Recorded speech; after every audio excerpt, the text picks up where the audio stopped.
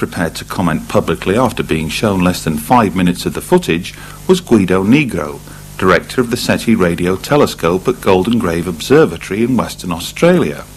What, we asked, did he make of it all? Well, I was very well impressed, and not only myself, also other people that were looking at. And because this time we are not talking about footage taken off from some home movie camera, but someone that actually was flying a space shuttle, so automatically that gave us the fact that the picture must have been real, genuine. Well, I was very well impressed. And maybe this will prove that there is something else that we are not aware of, at least officially. That if the footage that we saw comes to be true and really are showing an alien spacecraft or something like that, I say that if there is a cover-up, the people who are doing this cover-up are an enemy of entire Earth race, because we are not children and we must know we must know the truth. It doesn't matter if there are people that are they don't know how to handle the truth. Well, the majority of us will, and if there is a cover-up, I think it's time that the cover-up goes. Guido could have easily dismissed this sampling as ice crystals at best or errant nonsense at worst. The fact that he chose to do neither is symbolic perhaps of the potential importance both he and a great many others attach to the footage.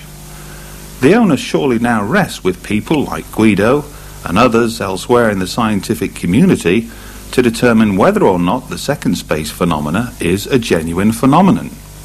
And were that proven to be the case, two burning questions would need to be addressed.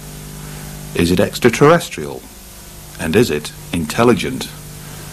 If the answer to either is deemed yes, we could have arrived at an historic moment. For Martyn Stubbs, it would be the vindication of what he and millions like him have always maintained, that we are not alone in the universe. His, after all, was a chance discovery, a fleeting glimpse of something that sped across his television monitor that most would fail to notice. He focused on that. He looked for more of the same, under different conditions, and found them in abundance. But found what exactly? Some of the greatest scientific discoveries known to man have often been born from chance events. But is it remotely conceivable that one of the greatest discoveries of all time could have been similarly unearthed by a humble cable TV manager operating out of a small community station in Vancouver? History will surely go on to determine the truth, provided, that is, others within the scientific community are equally prepared to explore the limitless possibilities now before them. But who among them will be courageous enough, ambitious enough, to step forward and examine this evidence? There will be many who will choose to ignore it, blinded by self-imposed scientific dogma and bland indifference towards all who champion the extraterrestrial hypotheses.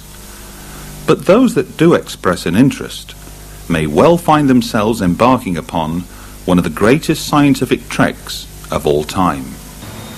I can't explain it because I don't really think that's my job right now.